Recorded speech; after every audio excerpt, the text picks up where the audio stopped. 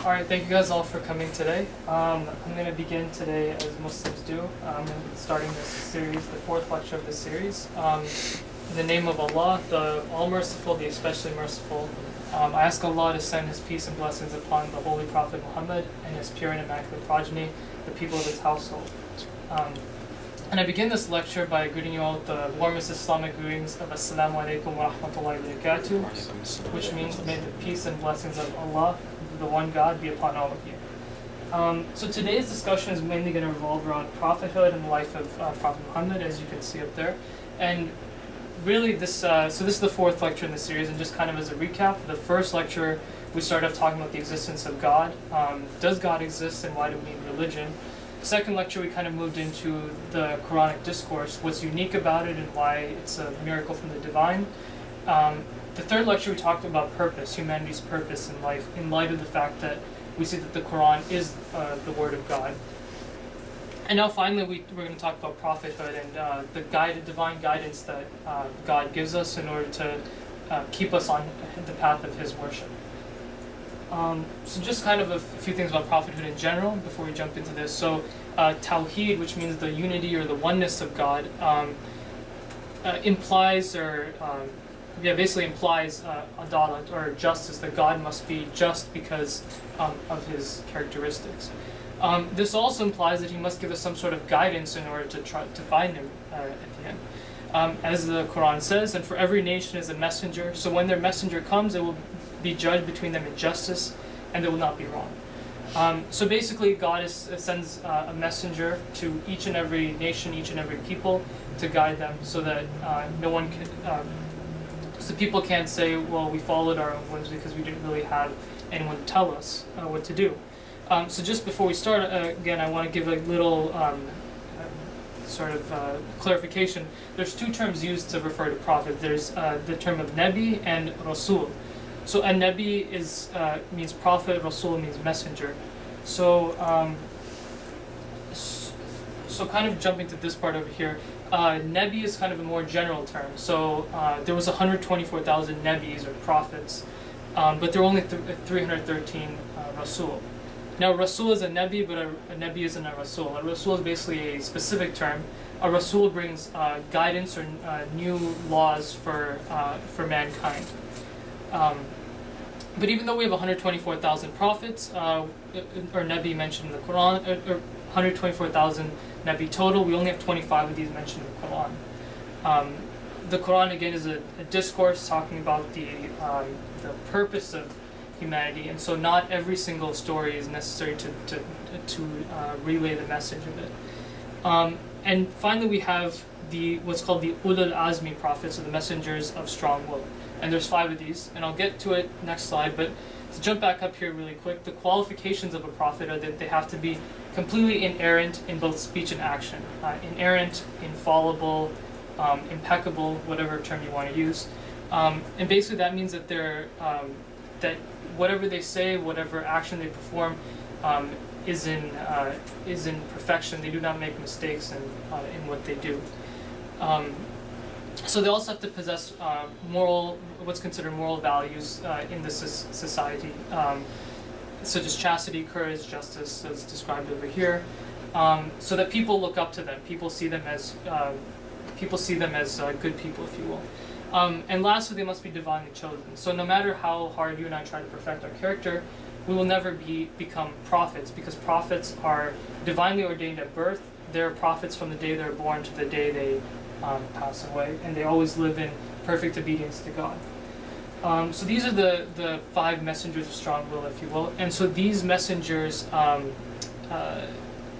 lot of them may seem familiar if you've read the Bible. There's Nuh, or the English name for that is Noah, Ibrahim, Abraham, Musa, Moses, Isa, Jesus, and then finally Prophet Muhammad. So each of these brought a different scripture with them, and you can see those over there. And there's one other messenger that we know that's brought scripture. That's David, or Dawood. He brought the Psalms of David, but he's not listed on here. He's not part of the 5 messengers. So now, kind of to the focus of the lecture is going to be Prophet Muhammad, peace be upon him. So this is a man who was born in Mecca in 7th century Arabia, or 6th century Arabia at this point. And he was born to Abdullah ibn Abdul Muttalib and Amina, and he was born into the most powerful tribe in all of Arabia, which was the Quraysh.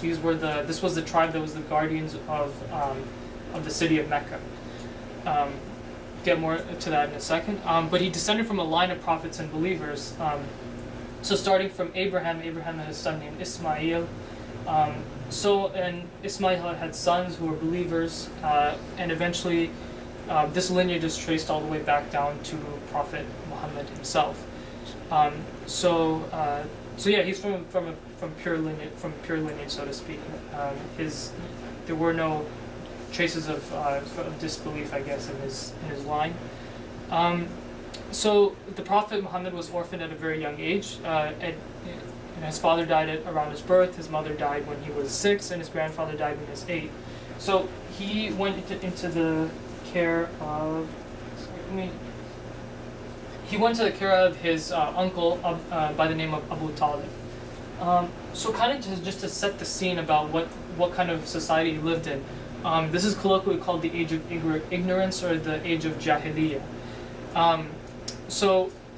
This is a quote from Sir William Muir. You can kind of read it yourself, but basically, this structure called the Kaaba was a kind of a hub for idol worship. People would put idols in this structure called the Kaaba, and they would circumambulate, like they would go around it. So that kind of dominated the landscape of Arabia. Most people did worship idols. They either believed in a god and thought that idols were the means to get to God, or they believed in pagan gods, or they were atheists or deists. Very few of them were Christians or Jews.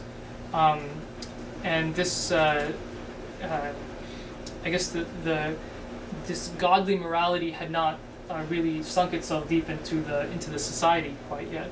So just a couple of practices that they did to kind of highlight what society the Prophet was living in is they used to bury their daughters alive. This was a very common practice because at the time, daughters were seen as a liability more than anything. Because when you had a daughter, a daughter wouldn't really work. When you married your daughter off to someone, you would basically have to pay the man in the form of a dowry to take the woman. And in addition, if your daughter was ever caught committing adultery, it would bring dishonor upon the family and therefore shame the family. So what people would do is sons were way more valued than daughters, and so daughters were buried alive. There was a constant state of war and bloodshed in the sense that this was a very tribally based society. So, for example, if I accidentally bumped into your dad and like he spilled his coffee or something, that entire tribe would go fight the entire other tribe and take revenge for something so insignificant, really. And they're also plagued with superstitious beliefs. So just kind of one example is that they would cut off the branch of a certain tree, they would light it on fire, they would place it upon a cow, and then as the wood would burn, the cow would start to burn as well, and the cow would run through the lands, and it would make this really deep noise.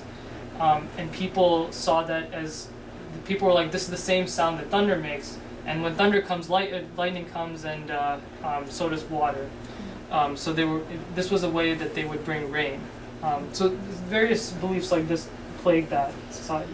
So this is the Kaaba that I was referring to earlier. This is a cube that was built by Abraham, one of the earlier prophets. And this is in the modern city of Mecca. And just to kind of show you where that is, this is a map of 7th century Arabia, if you will. Mecca is right here, and the city known as Medina is right here. We're gonna get to where Medina is what Medina is in a second. But just to kind of give you an idea of where this all is. Yeah, the Persian Empire was here, and the Byzantine Empire was here, and those were kind of the two main powerhouses, so superpowers, if you will, of the time. And this was the kingdom of Abyssinia or Ethiopia. That'll be referenced a bit later. So just to kind of talk about the Prophet's early life, he lived with his uncle Abu Talib, as I said earlier. And just to give one little instance of his life, so the Prophet was going on a trip to Syria. And on this trip, he encountered a Christian priest by the name of Buhaira. And Buhaira saw the prophet, and due to various signs that he had known from prophecies, he thought this was the final messenger that was going to come to complete the mission of Moses and Jesus and the prophets that had come before him. So he talked to the Prophet Muhammad, and he asked him a series of questions. And at the end, he was pretty much convinced that this was a man that was going to be this final prophet. And so the last thing he said, okay, I swear this to you. He said to him, I swear this to you by Allah and Uzza. So Allah and Uzza were two of the big idols that people worship. And so immediately the Prophet Muhammad responded in contempt. He's like, please don't speak those names in front of me. Those names have no meaning. These are idols that can't really do anything for you. So at this point, the priest was convinced, and he told Abu Talib that your son will grow up to, this man will grow up to be a prophet. So I kind of already went over this. So the sacrilegious wars were basically these were wars that so what would happen is the people of Mecca would put on festivals. They would put on huge festivals where people would get drunk. There would be public displays of indecency and fornication. And amidst all this, huge fights would happen. So this is kind of the society again that the Prophet Muhammad grew up in. So eventually he started working under a woman by the name of Khadija bint Khuwaylid, who was a merchant, and she was a widow as well. So once he came into her business, he made it very prosperous. Eventually he ended up marrying this woman by the name of Khadija.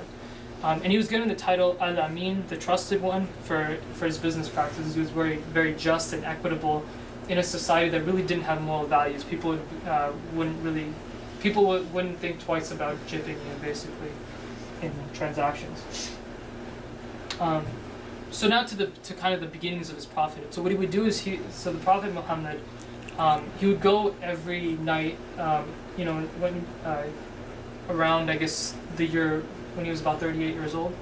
He would go into this cave called Hira, and he would meditate and just kind of worship worship God and pray to God.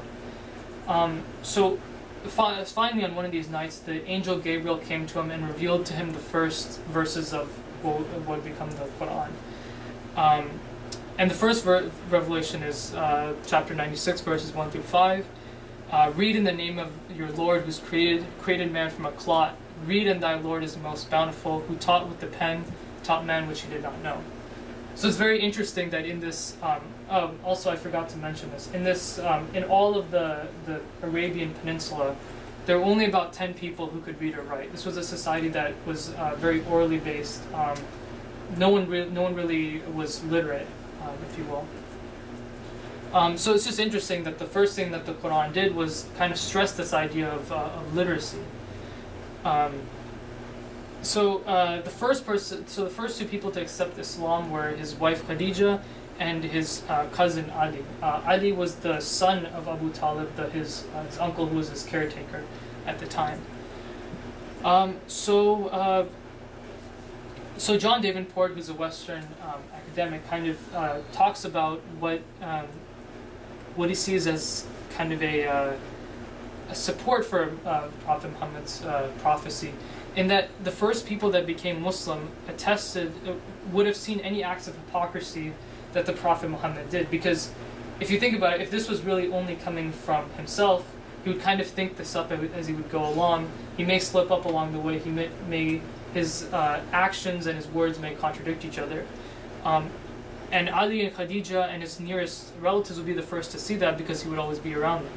But of course they didn't attest to anything of this nature. So now, at this point in time, Islam was kind of like kept under wraps, if you will, because this was such a radical idea, if you will, in this society. It's kind of kept under wraps. Now it did get leaked out. Some people did hear about what Islam was, but they kind of just dismissed it as something that was a fad, if you will. Like, people made up idols all the time, so this was just another idol, if you will, that people were worshipping. So the Prophet was then commanded to create, to give this message to his the tribe elders.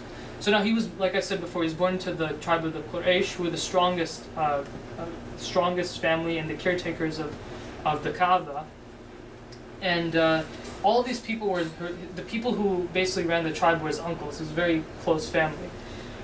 So what he did is he created a kind of a feast or a banquet with what he could have to call all the elders of his tribe to tell them about his message and to tell them to help him out. So basically, he said he gave them the message of Islam and all the beliefs, and he said, "Who will be my trustee, my successor, and my representative after me?" And nobody replied. And he said this 2 other times, and the only person that would reply was Ali, his at the time 10-year-old cousin. So what the Prophet Muhammad says, he puts his hand on his neck and he says, "O my people, this is Ali, my brother, my successor, and the caliph or representative amongst you. Listen to him and obey him." So to this, people scoffed because Abu Talib, who was Ali's dad, was also in the audience. So they're like, "Hold on, you're 10." They laughed at the Prophet because the audacity of him to bring this new message to him, and then to say that they all had to basically obey him and this 10-year-old kid. They said, "Oh, Abu Talib, you're going to have to now be subservient to your son." So after Islam went public, so to speak, there was a brutal oppression of Muslims that followed. So just to kind of give you a feel for it, I'm going to list 2 of the tortures. Well, basically, the Prophet's followers, they weren't allowed to pray in public. There was even there would be thorns thrown in their way. They would be whipped in the streets. The Prophet Muhammad himself, one day he was praying and people threw the entrails of camels on him, the innards of camels upon him, just because he was preaching this radical message. So 2 of the tortures to kind of describe is, one was the torture of a man named Bilal, who was a slave from Abyssinia or Ethiopia at the time. And Bilal was he was a slave, so he didn't really have any rights at this time. So his slave master, when he found out that he was Muslim, he placed a huge boulder on his chest, and he asked him to recant his beliefs. But of course, Bilal didn't recant his beliefs, and after going through such torture, one of the Prophet's companions freed him from this captivity. And then there was a torture of Yasr and Sumayya. So the Prophet had a very close companion by the name of Ammar. Ammar's father and mother were Yasr and Sumayya, respectively. And so these 2 were tortured right in front of Ammar's very eyes. Yasr was beaten to death, and Sumayya was they tied 2 ropes to her arms and had 2 camels run in opposite directions and gave her quite a brutal death, all in front of their son. So this was the kind of oppression that Muslims really faced in this era. And in the midst of Islamophobia, it's actually quite interesting that we do go as Muslims sometimes. Muslims are subject to some racist treatment, if you will, but really there's nothing compared to this. People were being tortured and killed right in front of the eyes of their children. So now, because this oppression was so brutal, the Prophet instructed his cousin Ja'far to lead a group of people to Abyssinia, which is Ethiopia at the time, and to find refuge with the Christian king Negus.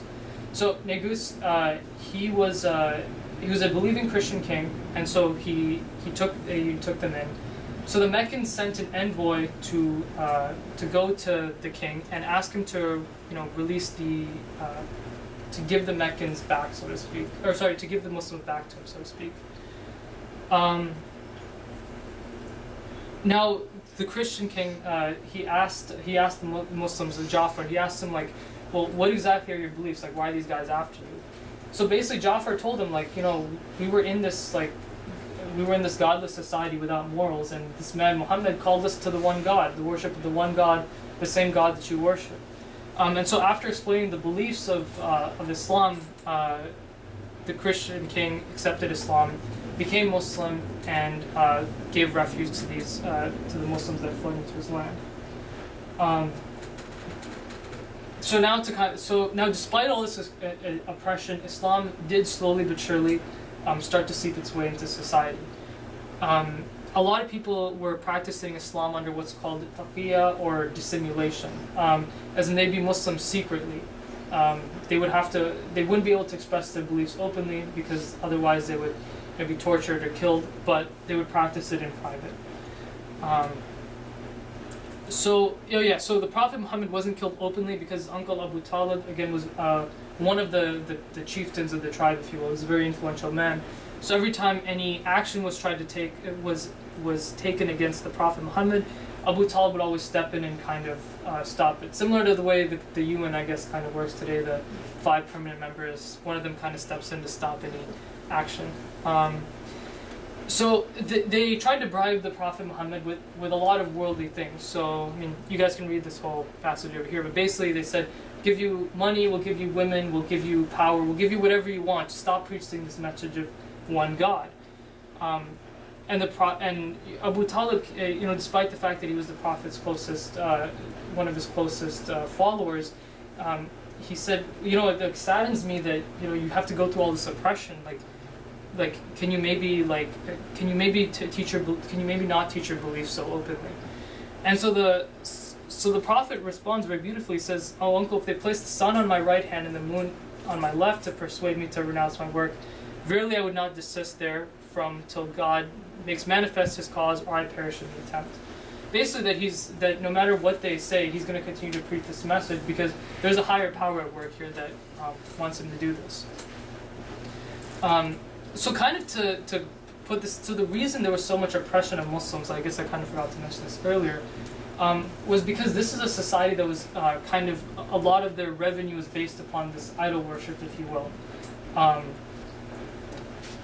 The Prophet, in the Kaaba, as I explained, there was a lot of idols present, and so people from all over the Arabian Peninsula would come and I guess do pilgrimage to these.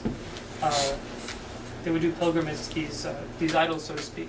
So now, when the Prophet Muhammad says there's only one God and that these idols are useless, it is basically destroying their economic system, if you will. Or their huge source of revenue, and also would take these the chieftains kind of out of power, so to speak. So finally, the chieftains of the Quraysh, the tribe holding Mecca, they decided to put the Prophet and his followers under sanctions. And in doing this, the Muslims had to live in the valley of Abu Talib.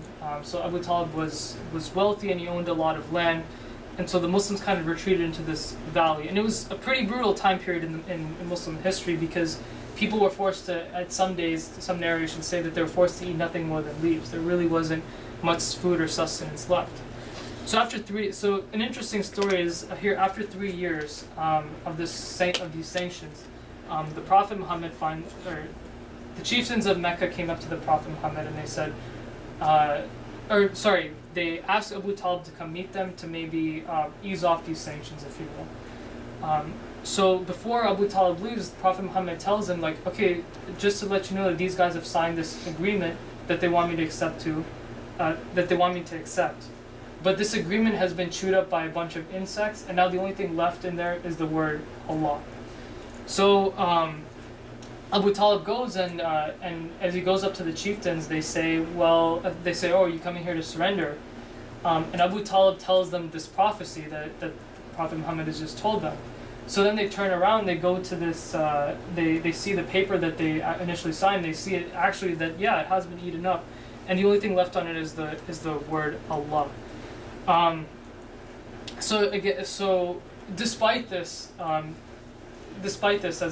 they realized the truth of the Prophet's message, but again, like I said, the worldly factors held them back from accepting the message.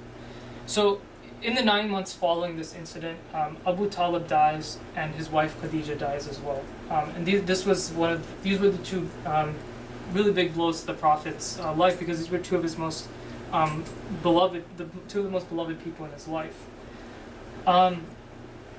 So despite all this that had happened, the Prophet had still sent emissaries to different parts of the Arabian Peninsula, and many people had come to then accept Islam, although they had accepted it silently for fear that the Quraysh would then oppress them as well.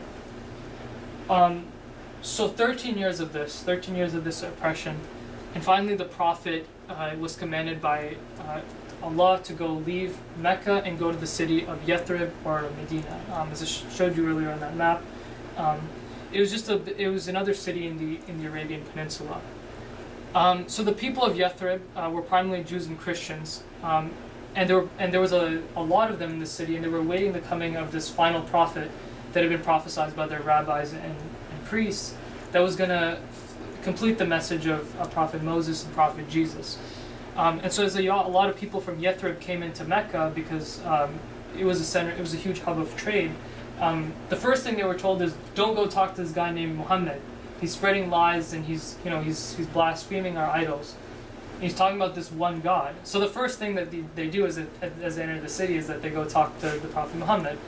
And so that worked really well. And so at the end, 13 years of this, they attempted to assassinate the Prophet. So each sub-tribe, I guess, of the Quraysh put forth one of their best warriors, and they said at night, we're going to go assassinate the Prophet Muhammad.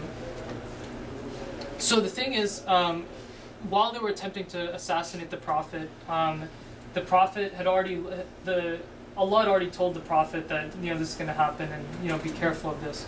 So the Prophet had then left for Medina, and while this was happening, he left his cousin Ali inside in his bed that he was supposed to be sleeping in. And when the assassins came upon the bed, they saw that it was Ali and not the Prophet, and they sort of left him alone. They realized they'd been duped. So as the Prophet Muhammad entered the city of Yathrib or Medina, a lot of things happened. First of all, he ended a tribal feud between two Medinian tribes, the Aus and the Khazraj. And also there was a lot of people that had migrated with him. These people were called immigrants or muhajir. And they were paired up with people from Medina who were called the Ansar or the helpers. And this had an economic as well as a social benefit, because economically, the muhajirs, the people from Mecca, had to leave behind all their possessions, so they were incredibly poor. The Ansar were pretty wealthy because they were kind of established here. Socially as well, it kind of helped to establish ties between these two seemingly different groups of people. I kind of if you guys kind of put yourselves in this time, imagine a group of poor immigrants sort of comes into your society and is living in an insular section of your society. Generally, it doesn't, in any country, this doesn't turn out to be a very good scenario. And lastly, there was a pact signed between the Jews of Medina and the Prophet Muhammad. This guaranteed freedom of religion, mutual respect, joint security, to create this, this prosperous society, if you will, that was accepting of differences. So now, despite this, even though the Muslims had been relieved of oppression in the way that they had been facing in Mecca, they had now had a different struggle, and this was the fact that Arabia was basically a hotbed of warfare. The people, that all sorts of tribes in Arabia were constantly fighting, constantly attacking trade routes and caravans. And now the Muslim city-state that had just been established really didn't have anyone to protect it, because in Medina, in Mecca, the Meccans had like a professional army stationed there to protect them. Medina didn't really have that, and now on top of that, they had a target on their back, so to speak, because the Prophet Muhammad, who many people dislike now for spreading his message, was in their city and it was leading it. So this culminated in the first battle, which was called the Battle of Badr. So the Meccans decided in the midst of their trading season to attack Medina. And the way this confrontation kind of played out was that there was 313 Muslims and 950 Meccan professional warriors. Now the 313 Muslims here realize that these are kind of like a ragtag group of conscripts, if you will. These are people that may have been farmers before but had to take up swords because they really had no other option. And the interesting thing and the miraculous thing is that the Muslims end up beating the Meccans.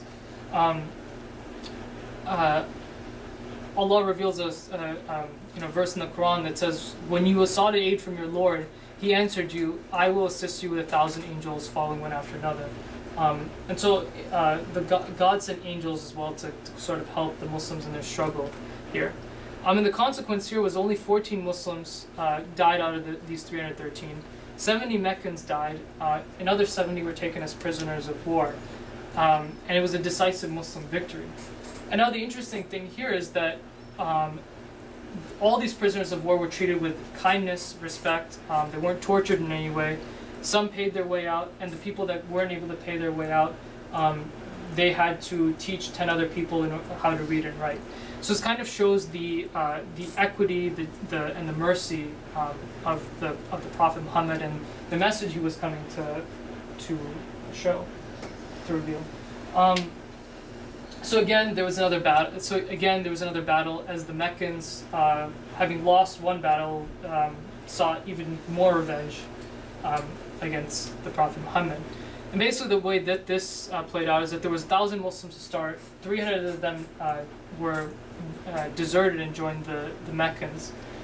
And after initially pushing the Meccans back, the Muslims disobeyed the command of the Prophet of how he told them to fight the war.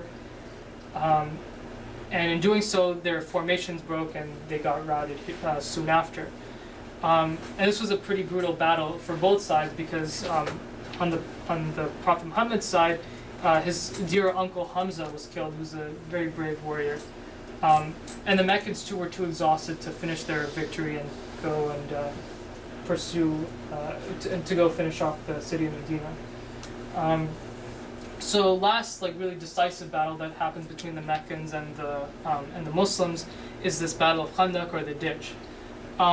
So what had happened here is the Jews that had originally signed the peace treaty with the Muslims had betrayed the Muslims, and they had decided to ally with the pagans of Mecca instead. And so what ended up happening is that Muslims kind of had a target on their back from both sides. People within their city and people that were outside invaders as well. So what ended up happening is the Prophet was advised by one of his companions, Salman al-Farsi, Salman the Persian, to build a ditch or a trench around the city of Medina. And now, because Salman was from the Sassanid Empire, Persia at the time, he had seen tactics of battle that Arabs at this time really hadn't seen. Again, being a tribal society, this was mostly and there was no real organized warfare happening at this time. So because of this organization and because of the structure that the Prophet told his followers to battle with, they were able to end up winning the war, or this battle. And one of the important events that happened here was that the vanguard of the Meccan forces was able to cross the ditch, and the only person that was able to fight him, that only person that was willing to fight him, was Ali, the Prophet's cousin. And so really, by killing this man, the entire army was demoralized, and this led to a Muslim victory.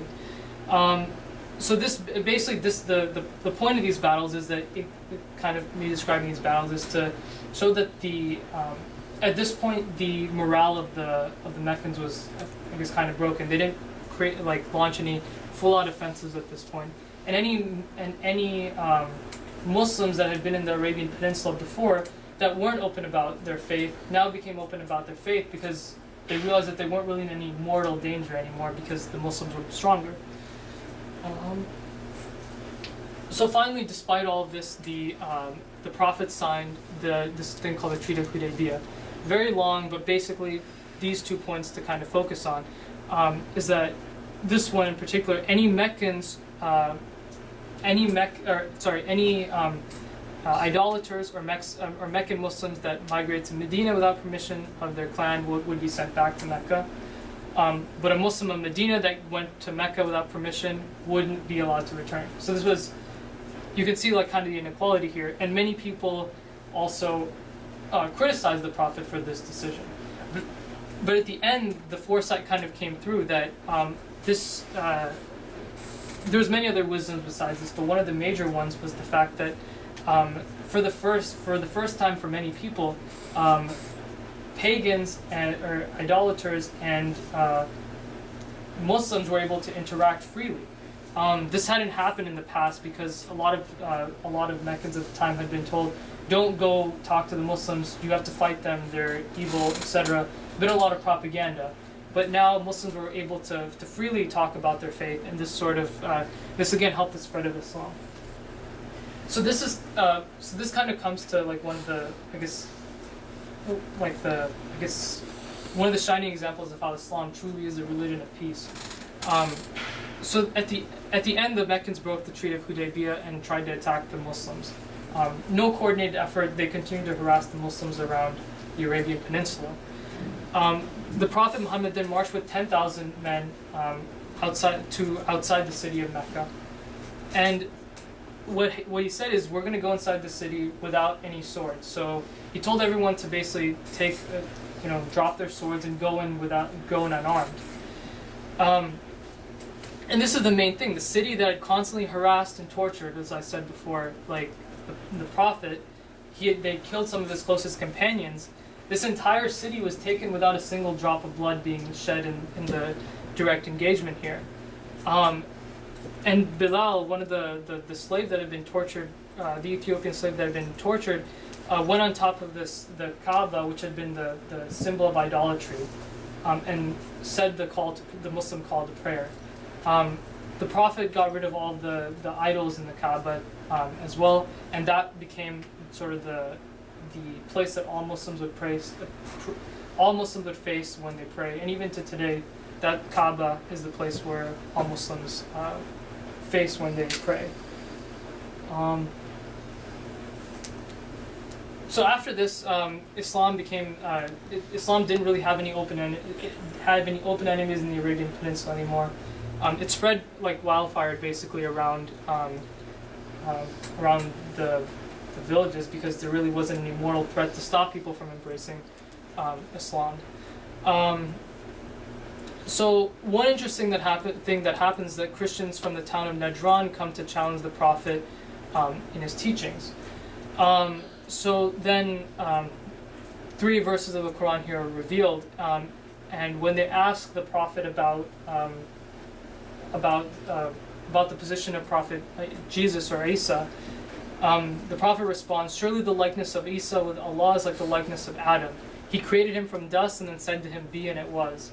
The truth is from your Lord, so be not of the doubters. But some of them did doubt his message, so he says, whoever disputes with you in this matter after what has come to you of the knowledge, say, come, let us call our sons and you call your sons, and your women and our women, and ourselves and yourselves, and let's pray earnestly and bring about the curse of Allah on the liars. So this was what's called the incident of mubahala, or this incident of mutual cursing. And basically, what would happen is both sides would bring the representatives of their faith, so to speak, and they said God will determine which one of us is right. So what ended up happening is the Prophet brought his cousin Ali, who was basically a brother to him at this point, his daughter Fatima, and his 2 grandsons Hassan and Hussein. And he brought these 5 people to this engagement here, and at this point the Christians realized that no false prophet is going to bring his close family and kin to something like this, to basically a mutual cursing, and say these people represent my religion. So they backed off, and at the end the Christians and the Muslims signed a peace treaty in this city. So now towards the end of the Prophet's life, he performed a final pilgrimage to Mecca. As all Muslims have to do, we have to perform this thing called Hajj, or pilgrimage, and we have to circumambulate the Kaaba, amongst other things. So the final verses were revealed about the Prophet's mission, and he gives a farewell sermon where he tells people he's about to leave, and he tells them various things that they have to keep in mind. For example, keeping in mind the rights of women, keeping in mind the rights of themselves and their society. And at the very end of his message, Allah commands him to gather all of his companions from both Mecca and Medina, and bring them to this pond called Ghadir, which was in between the two, in between the two cities. And to 100,000 companions, he finishes his message and says that anyone who accepts me as their master must accept Ali as their master. In effect, saying that Ali would now be the successor of the message. And really, that kind of concludes the Prophet's life. That was his message. That was his mission. Soon afterwards, he died. He died of, I guess, well, he died of age, I guess. And in effect, what ended up happening at this point is that this society that had prior to this been this godless, immoral society had completely transformed in just 23 years into this prosperous civilization, if you will. This was a civilization that at the time rivaled the Byzantine Empire and the Persian Empire. And really, sort of going through the Prophet's life, the reason I sort of show his life and his struggles is because as Muslims, we attempt to emulate the life of the Prophet Muhammad. We attempt to emulate what's called the Sunnah, because we as Muslims believe that the Prophet Muhammad lived the perfect lifestyle, that he lived in the best worship of God, and by following his way of life, we can best worship God and lead the best lives in this world, and become close to God in the next life. So I guess that kind of concludes the biographical aspect of this. And I know this lesson might have been a bit dry because this was a lot of history, if you will. But I think this is important to understand that, when a lot of criticisms are raised against Islam and Muslims, that, a lot of times people say Islam's a religion of war, that Islam was spread by the sword. We can kind of understand how that's not really the case, where every battle the Prophet fought was, for 13 years, the Prophet had to turn the other cheek. The Prophet had to live under oppression. For the last 10 years of his life, he only took up the sword when it was necessary. And it's also to understand that through these 23 years, Prophet Muhammad took on many different roles. He was everything from the businessman to the general to the leader of a nation. Really, it kind of exemplifies how Islam is a holistic lifestyle. The Prophet showed us how to live the best life in every single possible way, shape, and form. So next week, I'm going to kind of explain what exactly is this best lifestyle. What exactly do Muslims do, and what exactly is this Sunnah that we follow? So I'm going to end it here, and if anything has come of benefit from this, all praise is due to God. He who guides, who seeks guidance, and he who lives in misguidance, who does not care for guidance. And I ask Allah to bless the Prophet Muhammad and his purified, immaculate progeny. And I'll see you guys, inshallah, God willing, next week. Assalamu alaikum wa rahmatullahi wa barakatuh. May the peace and blessings of God be upon all of you.